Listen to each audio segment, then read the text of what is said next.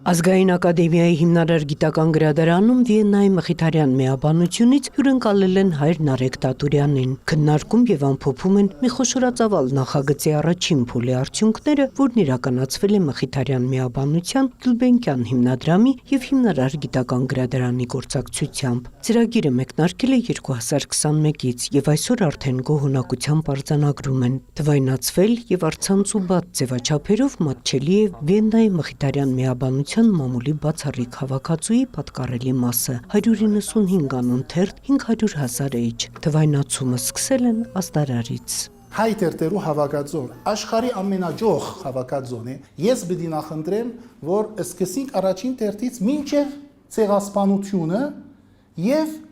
հետո մինչև Հայաստանի Հանրապետության առաջին անկախությունը։ Այս շտեմարանը մեծ պահանջարկ ունի ոչ միայն հայագետների եւ ուսումնասիրողների շրջանում, այլև հայտնի գիտական կենտրոններում։ Մխիթարյանների շտեմարանը բացառիկ է նաեւ իր ամբողջականությամբ։ Դեռ 2 դար առաջ Մխիթարյան հայրերը Եվրոպայում առաջիններից մեկը լինելով կիրառել են պարտադիր օրինակի պահանջը եւ ստեղծել ու մեծ խնամքով ամբողջացրել են այդ մեծարժեք հավաքածուն, որի շնորհիվ անգամ նորահայտ անուններ են գրանցվել։ Այդ ընթացքում մեկ հատ նորահայտ անուն հայտնաբերեցինք, որը անհայտ է եղել մատենագետներին։ Բազմաթիվ համարներ կան,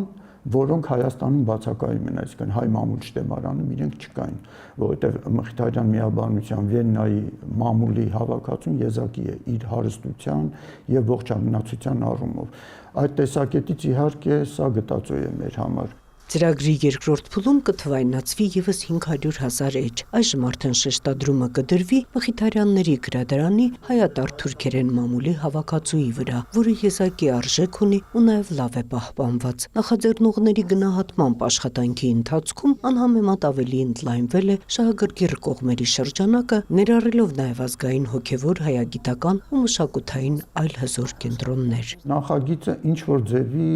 մեգա նախագիծ է դառնում, որովհետեւ մենք սկզբից գաղափարը նա էր, որ սկսենք Վիեննայի Մխիթարյանների մամուլը, բայց այլ կառույցներ տեսնելով հաջողությունը դիմեցին մեզ, եկեք մեզ էլ օգնեք, եկեք շարունակենք։ Հիմա այդ առումով թե Վենետիկը, թե Անտիլիասը, թե Պոլսի պատրիարքությունը, իրենց հետ մենք արդեն համատեղ աշխատանքներ ենք կատարում։ Ծրագրի պատասխանատուները լիահույս են, որ արդեն հաջորդ տարվա գարնանը ավարտին կհասցվի նաև երկրորդ փուլը, ամբողջ աշխարհում հանրային հասանելիություն ապահովելով Մխիթարյանների այն բացառիկ ժառանգությանը, որ մեր ժողովրդի քաղաքակրթական այցեքարտերից մեկն է։ Նունե Ալեքսանյան, Ռոմիկ Խաչատրյան, լուրեր։